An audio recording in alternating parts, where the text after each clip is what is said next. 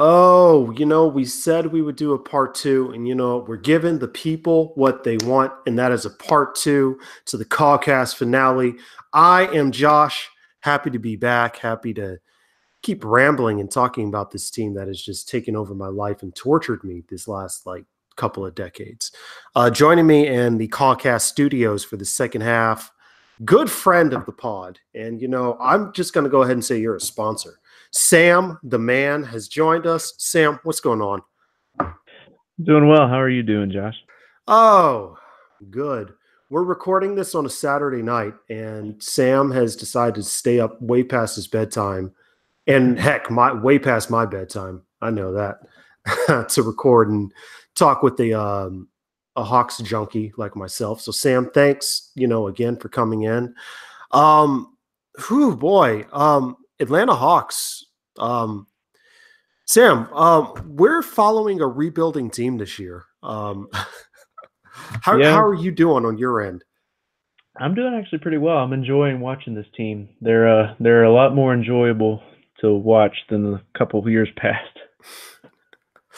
Oh man, that is true. I was talking earlier and I said, despite this team not being very good, they're more enjoyable because they're doing what I want them to do. Right. You can definitely see some growth instead of, just a bunch of veterans running around while the kids get minimal playing time. That's not fun to watch on a rebuilding team. So it's good to see the kids get some playing time and have some really big games this season. Yeah. Yeah.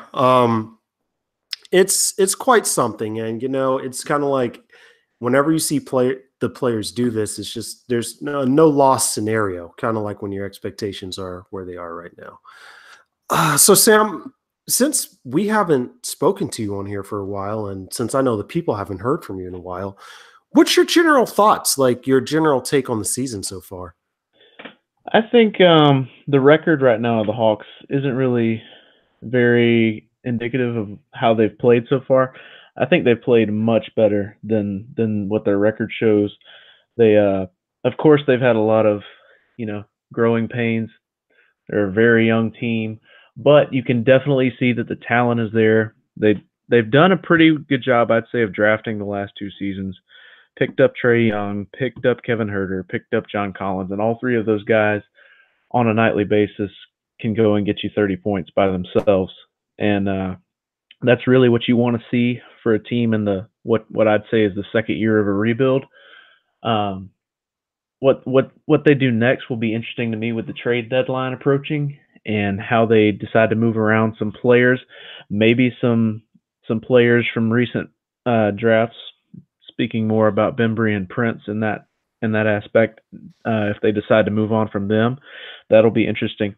But you can definitely see that there's a core three that Travis Schlenk has in mind for the future, and that's Collins, Young, and Herter, and they're all three playing very well this season, I think.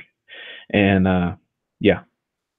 Oh man, I was kind of hoping you would joke with me and say the core three is Len, and Bembry or something like that. But yeah, absolutely right. Yeah, it's definitely fun to see all three of those guys playing together and just growing with each other, because you see the improved pick and rolls. You see that even with the pick and roll with John Collins and Trey Young, that Trey is looking to pass to the outside, and hey, and out of nowhere, Herter can come, and when he's not shy to shoot, it's always interesting. I think the even better thing about Herter in particular is that he can create for others too, and I know that was a special point of emphasis for Schlink when the draft came around, was that he was looking for multiple ball handlers in this draft, and I think he really hit on that very well. Kevin Herter is going to be such a good such a good facilitator for this Hawks team next to Young for the next, I don't know, decade, because they both play so well off each other. Young, as we all know, is like one of the top five passers in the league, and Herter is a good complementary passer, and catch and shoot is amazing for him. So that's a good pairing for the future. In particular, I'm really excited about Kevin Herter. Oh man, top five passing point guard in the league already. I would say he is because he's Young just has that next level passing it's so hard to come by these days. Oh no, I was just joking. I think he's really good. I have to sit down and think on the list of who would be ahead of him, but I mean, you saying that, I mean, just a compliment, how talented he is. I'm not arguing against it at this moment. I would say, just because he's a rookie and just because he has such a high usage rate, obviously turnovers are a problem, at least right now. But again, he's just a rookie. That's going to get solved. I'm impressed by him, but I'm sure that's something we're going to go over later in the podcast. Right. Um, so we got some young players on this team. We talked about John Collins earlier for those that listened to part one. So give me a little bit more, kind of like Kevin Herter. I was saying how I loved how the guy is already so smart when it comes to basketball, despite being a rookie, despite being the 19th pick. Who, hey, in a redraft, where does he go? Does he go into top 15, top 10? If there was I have to think he goes maybe close to the top 10, maybe like 12 in a redraft as of this moment. He's yeah, just coming out of the draft. You saw with his frame that he had every tool needed to be this type of player, and it was always just a question of could he put it all together. And he's done it a lot quicker than anybody thought he should have. And I know a lot of teams in that 14 to 18 range are now kicking themselves for not taking a chance on this dude because I think one day Kevin Herter is going to be a 40% guy from three, and he can go out and get you 5 assists a game. He's definitely got the frame to be a good defender. I don't think he's all the way there yet, which it's unrealistic to expect a rookie to be on a high level defensively. But you see him every night when Bembry's not in the game, which I think Bembry is the Hawks' best defender right now. You'll see Kevin Herter draw the assignment of the opposing team's toughest player. And I think that's both a compliment from Lloyd Pierce next to necessity because they don't have anybody with that body type that has the mentality to go play defense like Kevin Herter does. So he's a very exciting young player. Like I said, I think he meshes very well with Trae Young, and that was a great pick by Travis Slink. So just to recap real quick, what would the mesh with Trae Young? Because for those who didn't follow, Sam, I believe you wrote. Did you write the article? You wrote an article on this, right? What I a I've while ago. written a couple articles about them, but yeah, But I think the mesh part is Trae Young being a solid passer, Kevin Herter being really good as a catch and shooter, and the inverse is also true. Trae Young catch and shoot. He's even better when he's catching and shooting than when he's shooting off the dribble. right, And Kevin Herter being the facilitator he is, when you get Kevin Herter in a pick and roll, he can do the same thing Trae Young can do and pick apart a defense. And if you have them both on the floor at the same time, they both can catch and shoot and they both can drive and kick. So it's just a natural pairing. Herter being a larger frame can pick up the defensive slack when Young is on the court. So I think the marriage works really well. you wrote this article and you had so many kind of like examples, and you were writing it so eloquently, Sam, that I personally took it out to a candlelight dinner. Me and my laptop across from me as I read it, and I just kept scrolling back up, and I was like, "Oh, this is beautiful! Look at this replay. Trey with the behind the back off the pick and roll to Kevin Herter. Oh, it's beautiful. It was wonderful, Sam. I just want to let you know that I appreciate it. we had special time.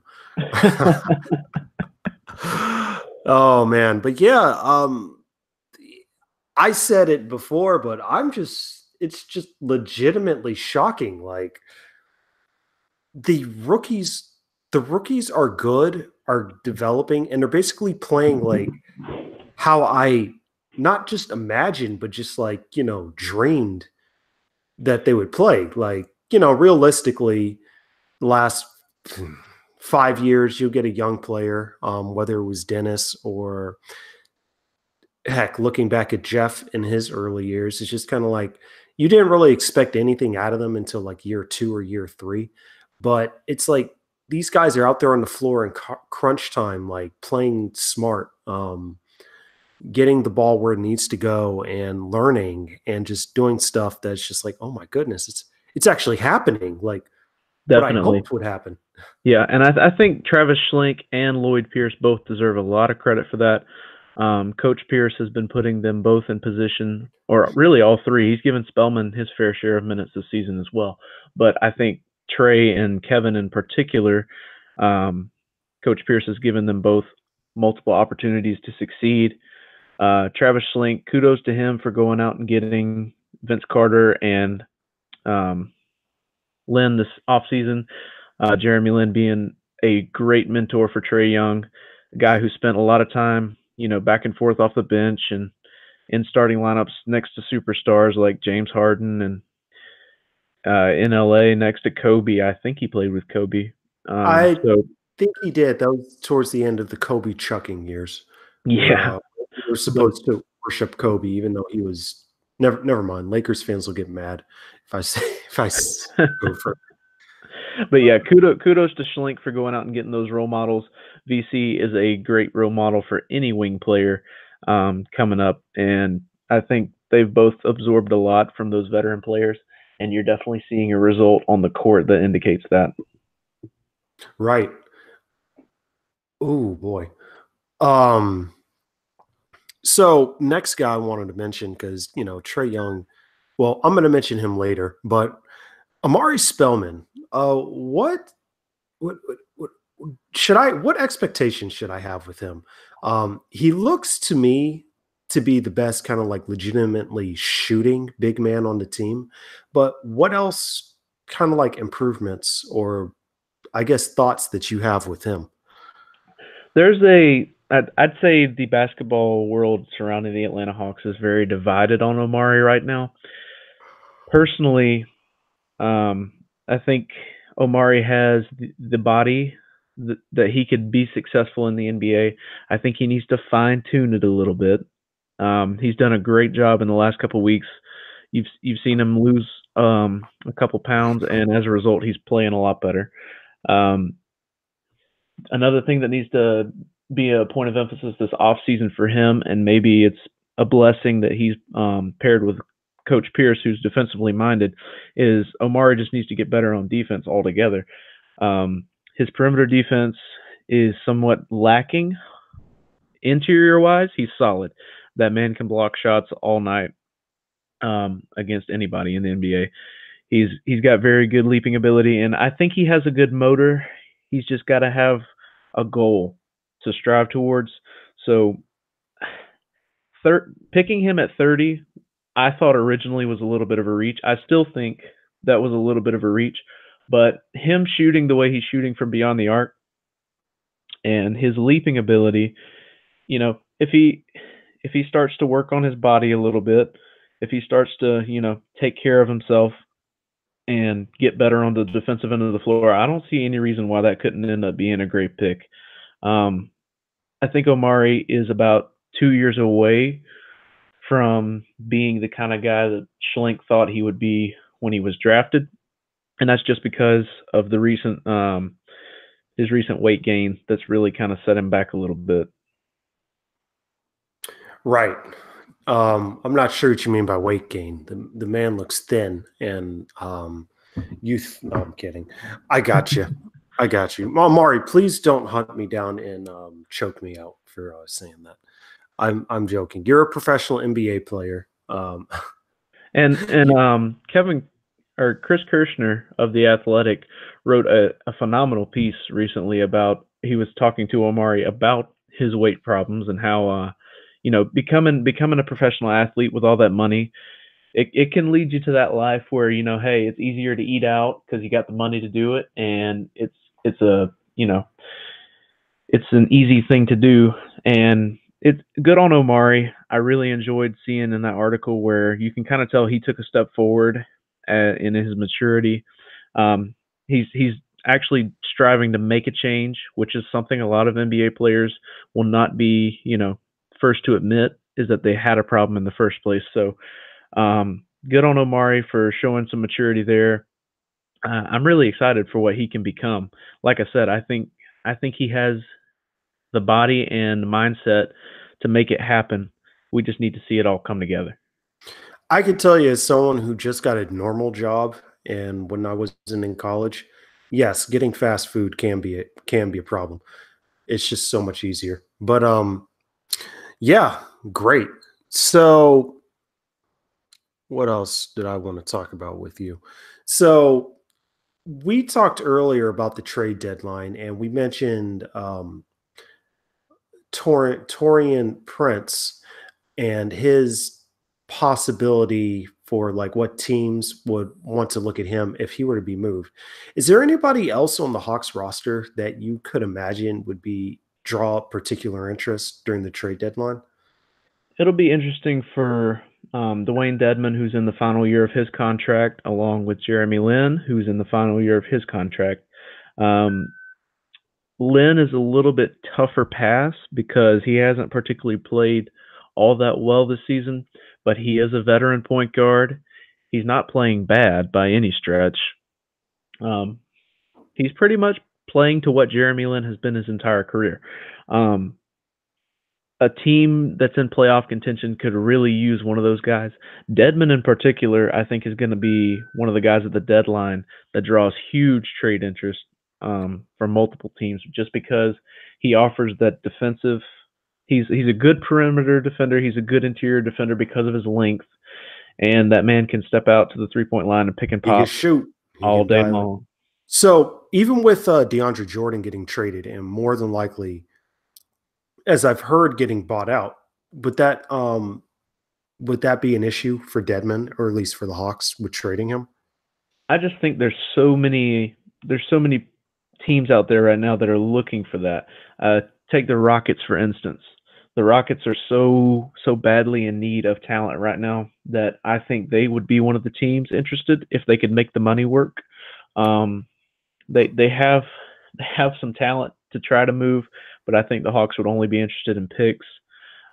Travis Schlenk has made it known multiple times in the past that he likes to have picks stockpiled for the future, and so if the opportunity arose that they could get a couple picks, maybe a second rounder, or maybe even a first rounder, or a young player, I think that the Hawks would bite on that almost immediately. A couple places for Jeremy Lin that I think he could also benefit from playing in Houston. Um, with Chris Paul being such a injury prone guy right now at this point in his career, also in Los Angeles with the Lakers because depending on what they do with AD, they could be without a point guard. I just don't Yeah. know if they can make the money work. So the issue with all these trades is making the money work. Did Jeremy Lin play for those two teams before? He Houston actually and did, yes. okay. Okay. I was trying to think. I was like, I think I remember him playing for them Which also, previously. well, Jeremy Lin's played for everybody. It feels like, but at the same Yeah. time, it gives him some familiarity. He knows the areas. He's played there before. He knows some of the players still. So, for veteran players, it's always you want to do what's best for them because other players around the league see how you treat your veteran players, and it'll Right. reflect on you in free agency as good or bad. Also, Right. And that's why everyone's got to be lining up to go join the Knicks this summer. I mean, shoot, they have their veteran players even that are retired, kicked out of the arena and banned. But that's a whole that's a whole other thing. Oh man, Sam, it's fun recording with you because I get all my terrible jokes out. Uh, if any Nick fans show up at your door tonight, just know that I won't be there to help you. it's okay. It's okay. They'll show up at my door tonight and they'll probably be like, "Yeah, yeah, We it's agree. true. It's true." Okay. Um, if you had to compare, and we're going to get into the final rookie young guy I wanted to talk about, and I'm just gonna throw you off because I didn't even prep you with this question. If you had to compare Trey Young to a series on Netflix, what would it be? Trey Young to a series on Netflix. Hmm. That is a tough one. I'd have to say it'd be something like Bird Box. Because you can't see him because he's so small. No, I'm kidding. Um, Which that isn't a series, but at the same time, okay, okay, something on at Netflix. first sight, didn't think it'd be good, but then it ended up being great. So, You, you know, I legit just thought of this question. Okay, there's this show on Netflix, everyone, and I say this to Sam because Sam is up there in terms of watching shows, oh yeah, and you're always down for something good to watch. You suggested that Western show for me to watch, and I loved it about a year ago. I just can't remember what it's called, was but it Godless? Godless, yeah. Yes. Yeah, I really liked it. Made me feel like I was in Red Dead Redemption 2 at the moment. But there's a show on Netflix. Well, I don't know if it's still on there, but it's called Happen Leonard. Um Happen Leonard, you look at it, you don't know if it'll be good or not. But it's a very short series. It's only 6 episodes per season, but I legitimately love the series because there is no filler. Like every minute on the show means and counts for something. Very underrated, and I think might be one of the best things on there. And everyone needs to watch it. Which is Happen like we're Leonard. going to talk about Trey Young right now. I like that segue. I had to really dig deep to it. Yeah, we So promise we're not sponsored by that show. no, we're not. Oh man, I'm sorry. I have this Suns game on in the background, and fourth quarter, Herter and Trey Young have arrived, and we're also watching the defensive prowess of Torian Prince as he just got lost on another screen. Awesome. Um, so before we actually talk about the player and what he has done so far this season, let's do a rewind of the draft trade that shocked the world. And by shocked the world, I mean basically the NBA world and Hawks fans. Like you had to form an allegiance.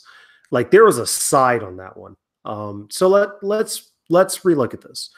On the draft night, the Hawks traded down from their number 3 pick to trade to number 5 for Trey Young, and they basically traded away Luka Doncic for oh, what is the opposite of a top? Okay, no, yeah, a top 5 protected pick. We're relooking at that. Sam, are there any regrets?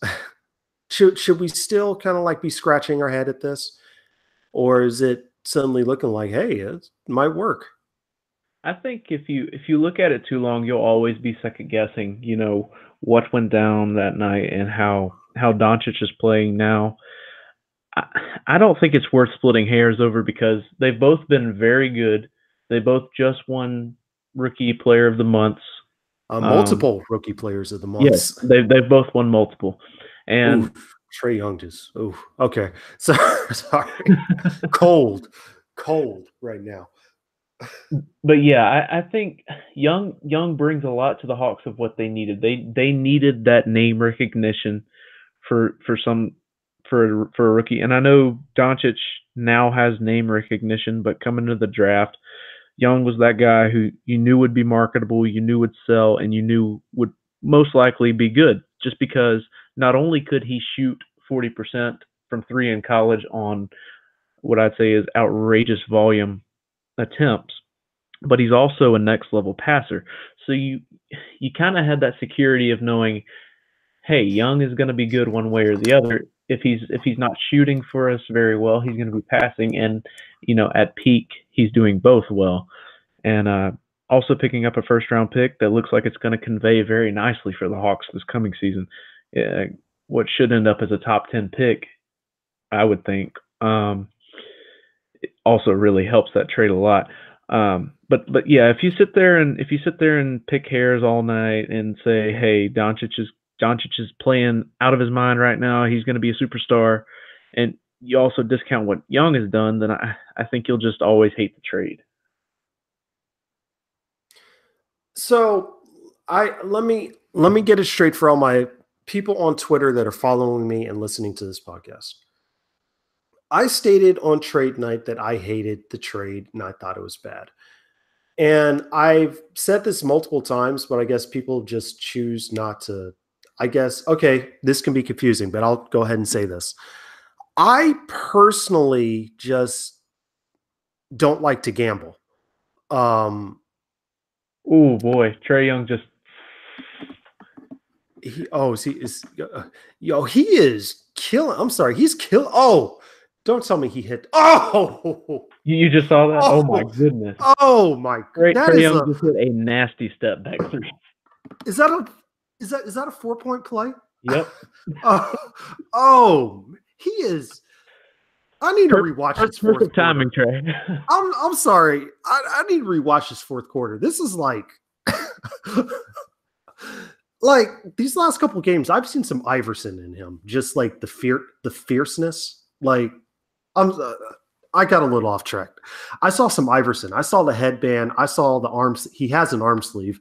I saw the headband. I saw the cornrows, the tattoos. It was anyway. Um Sorry, let me get back to this. Geez, you just distracted me. Who the oh my god, Hawks.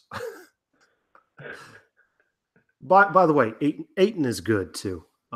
There are certain things in this game I'm looking at from Aiton. I'm like, okay, he'll be a player in a couple of years. But I personally don't like to gamble in the sense of if you know the sure thing is there, don't gamble. And if you know that there's a, how do I put this? Luka Doncic's position is, in my opinion, I could be wrong. You tell me if I'm wrong. The position he plays is probably one of the more optimal positions in the NBA that you know needs to be on the floor at all times. Centers can get played off the floor. Certain times, undersized point guards can get played off the floor in late playoff series. We've seen it with what is Isaiah Thomas, just in terms of defensive liability, just because of their size.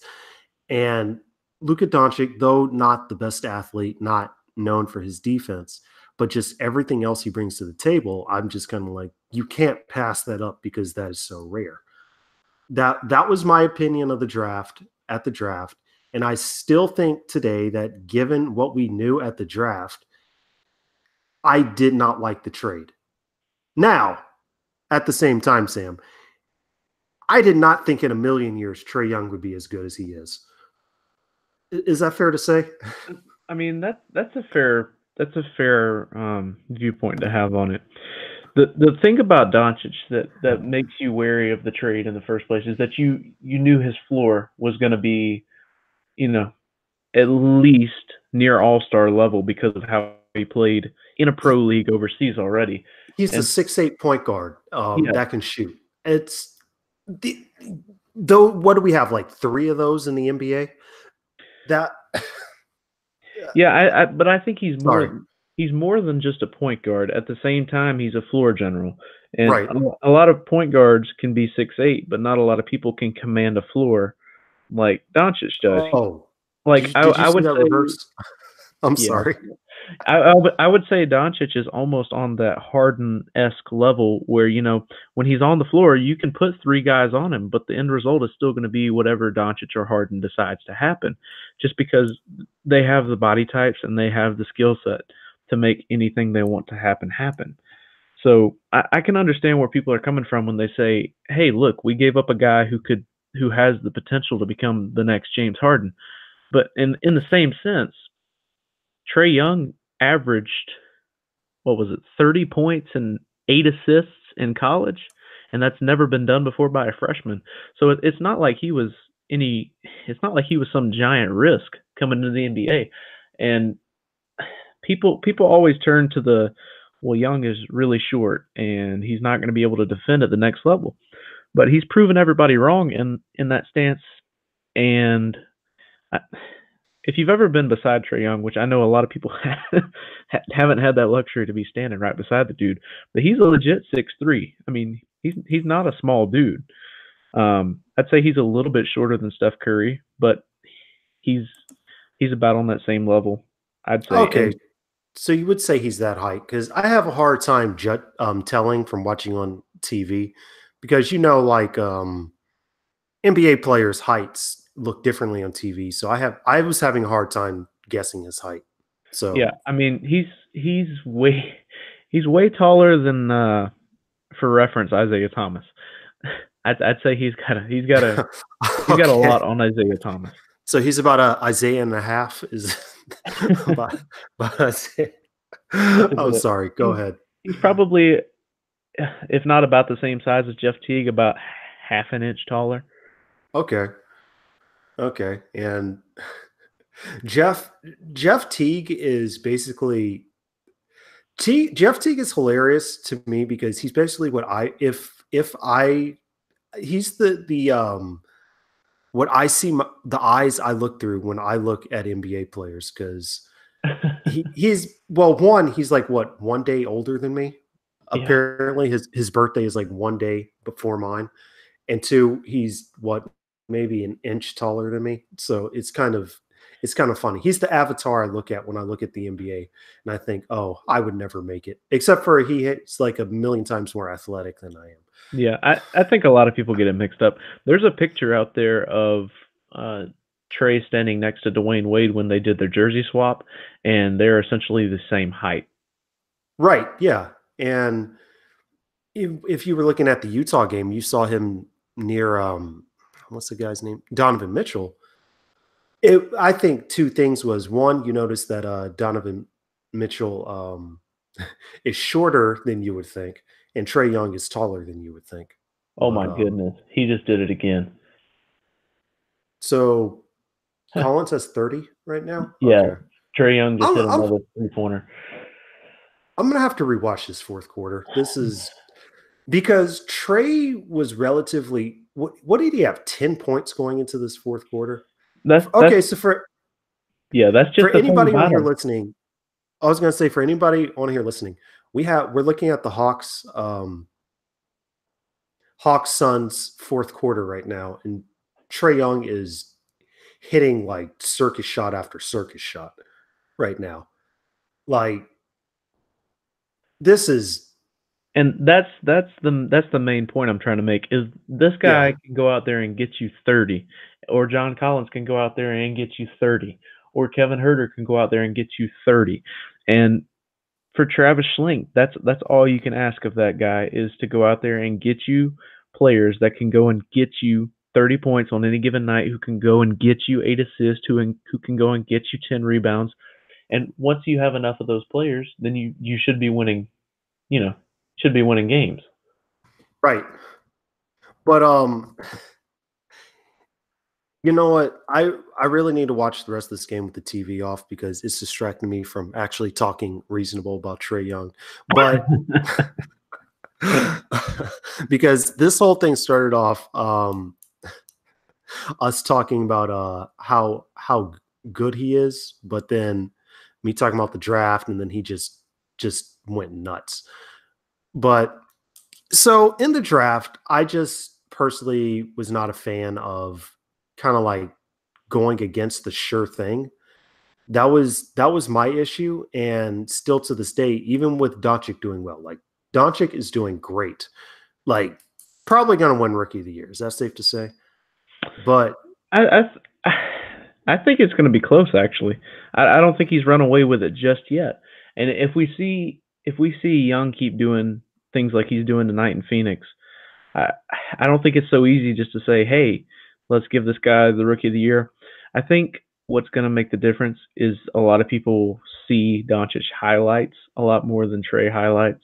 right, That's going to help Doncic in the long run. right. Well, it's also, but basically the point I was trying to get to though, Sam, is um this might be one of the better rookie classes in a while. At Yeah, I could least, see that. yeah.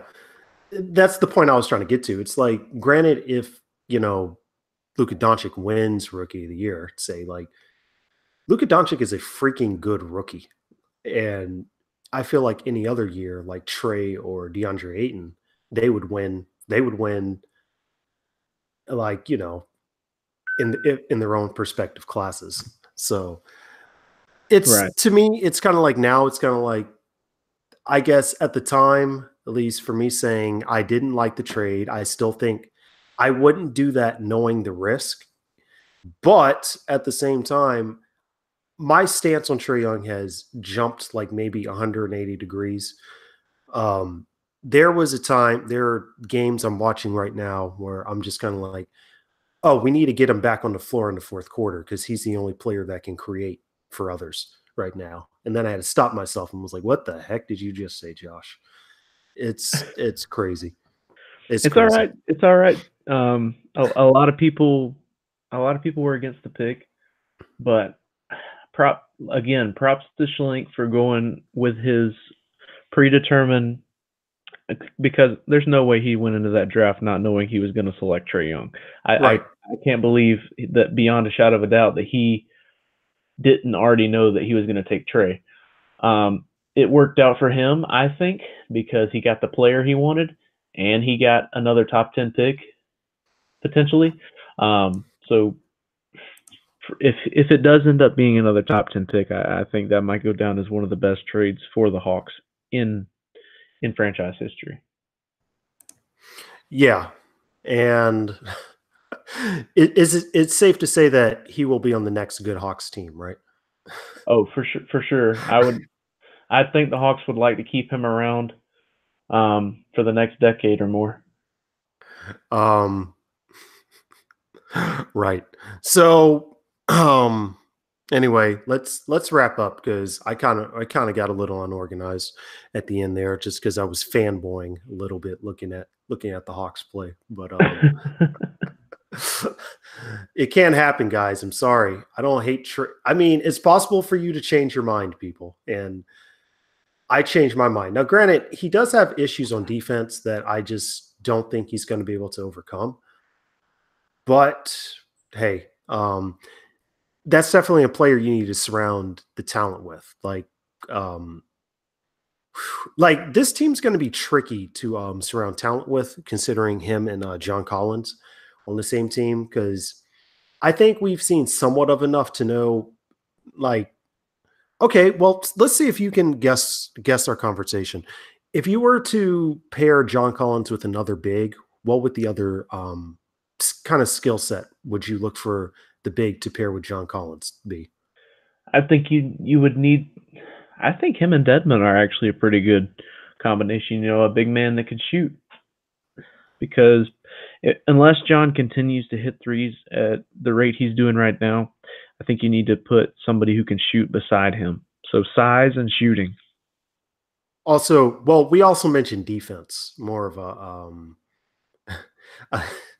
basically if Kristaps Porzingis was healthy, that'd be a perfect pairing. But that's what we were talking about earlier, and we said because John Collins and Trae Young kind of like have their limitations when it comes to defense, we were saying there are specific guys we need to build around those two to maximize their skills to kind of like cover for them on the defensive end.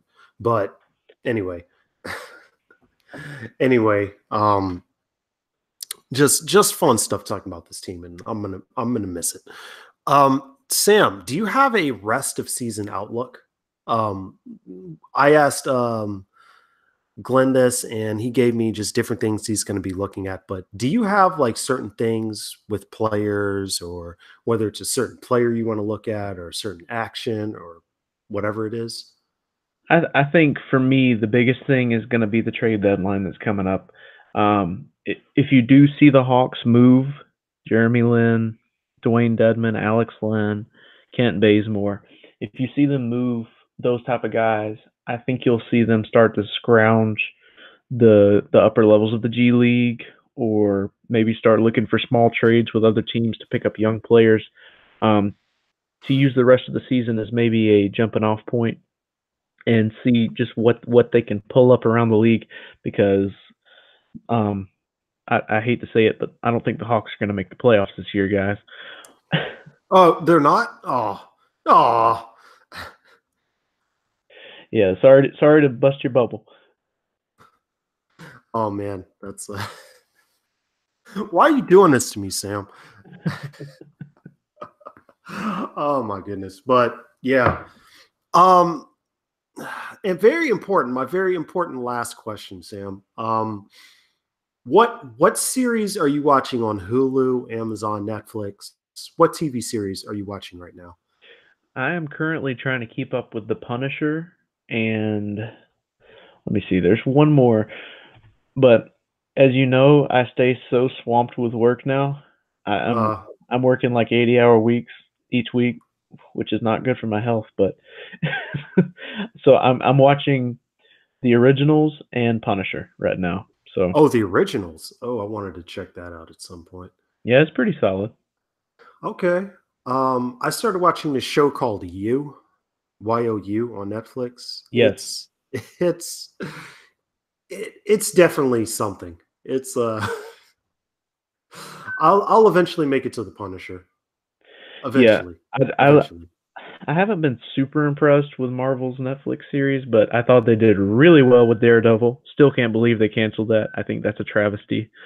And I think it goes something in the pecking order of Daredevil, then Luke Cage, then the Punisher, and yeah, the rest of them aren't that great.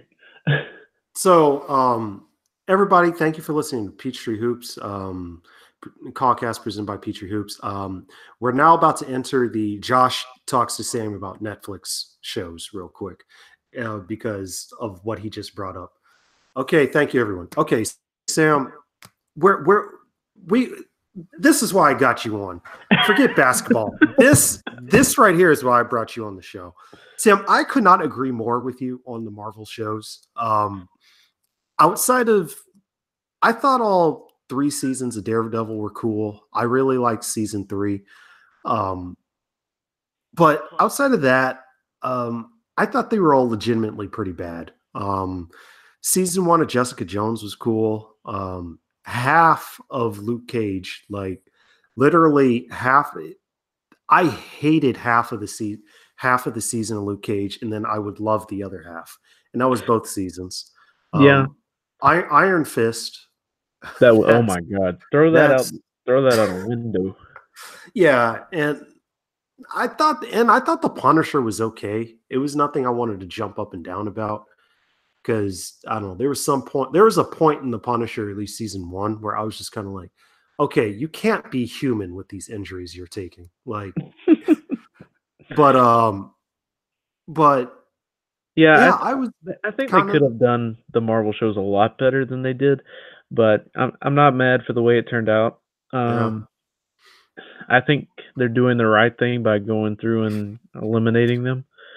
Um, but it'll be interesting to see what Disney does with their new platform. I know they're going to try to create a streaming service like Netflix over the next year and a half. So if they decide to pick up the Marvel shows like has been rumored online, that'll be interesting to see what Disney can do with those shows. Well, the Disney streaming platform, because I'm a nerd and I actually look at this stuff because I'm all down. I am down for all types of watching media because it's this the stories is what gets me through. So the Disney platform is probably going to do something like that if I had to take a guess because I'm pretty sure they already were confirmed for doing like a kind of like Rogue One series for their Star Wars Yes, thing. But I don't know. The thing with the Marvel shows that annoyed me was they always would say they want to reference, the cinematic universe, but then did they actually do it in the TV shows? No, absolutely not. Yeah. no, they didn't, and it just kind of annoyed me. It's like, come on, you guys have to. I don't know. At least have someone fade to ash or something like that. um, That would have like been much cooler. yeah, but I I'm kind of glad they're leaving because it now kind of like gives me the opportunity to actually watch other shows, which people have recommended for me to watch. And shoot, what's the show? Hunting of Hill House. I finally caught up on like a month ago, and it's been out since October. And I thought that show was amazing. But Have you gotten a chance to watch Norseman yet? I it's on my queue. I have a queue, believe it or not, a Oh, queue of me like too. 50 movies and shows. Right after this is there's that Jake Gyllenhaal movie I'm gonna watch. But Yeah, Ted Bundy tapes is next for me. But back to Norseman, that was super hilarious. So if you guys are into comedies about Vikings, go check really, out. Okay, it's a go. comedy. I didn't know. Okay, you know what? Oh I'm yeah, writing that down right now. Norseman. Okay, and Norseman. I thought the acting was great for what it is. It's hilarious. And yeah, let me see. What was the other one I watched recently? Oh, Black Mirror Bandersnatch, the Oh, interactive Black Mirror. Bandersnatch. Okay, okay.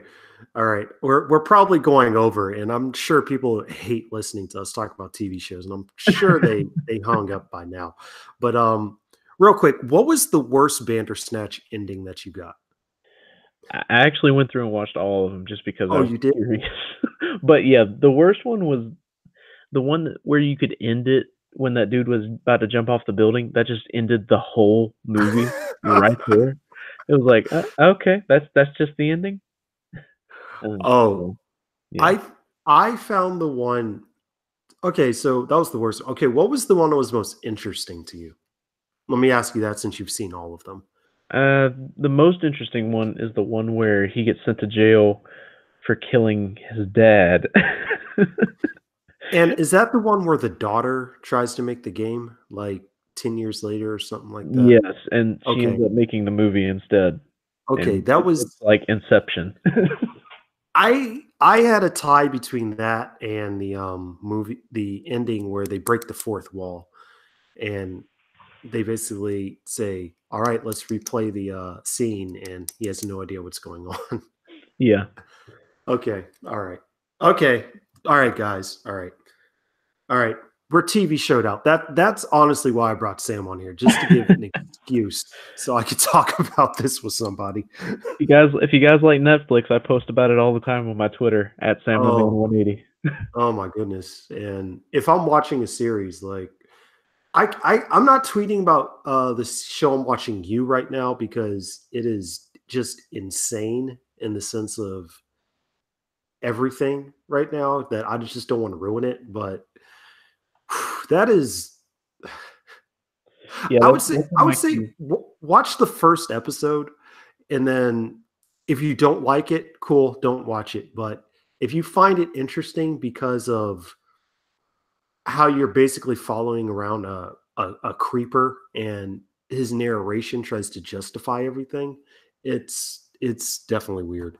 Yeah, it's kind of like Dexter, if you've ever watched Dexter, where they I try to That is a rationalize a great serial killer. comparison. Yeah. That is a very good comparison. I haven't even thought about that. That's good comparison. Thank you, thank you. But Yeah. anyway, Sam, well, I this has been fun. I've had a fun time recording. So much good stuff out there, and this is honestly my last chance to see if Brad will put all of my videos just to take over the entire front page of Peachtree Hoops. So let's everyone get this trending. Let make Brad do that for me. Hashtag Brad, do it. Yes. That is it.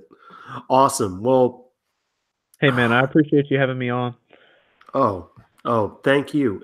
Is there anything pieces that you have coming out or anything that you have out there that you want to share with everyone? I It's I did a last season I did a 20 trade ideas. right. So not saying anything, but keep your eyes peeled for maybe part 2. Oh, this is an exclusive podcast with that. And his 20 trade ideas were awesome because they were literally trades for everything. It was the Bandersnatch of trades. That's what it was. So yeah, just keep your eyes out. It's coming soon. Cool. Well, Sam, it's been fun. Thank you for joining me once again and jumping off work to come talk with me. For sure, man. Um, I had fun, and oh man, who knows when I'll be back? I'll probably do another live stream for draft night. Maybe see me go crazy. Who knows? But thanks, and it's been fun. And to everybody out there listening, thank you for the journey that you've joined with me in listening. And I had a heck of a time enjoying recording. Lots of fun with everyone I was with, John, Garrick, everyone. Heck of a time, and thank you everyone for just your support and the fandom and the following and everything, and to all my guests that have come on this season.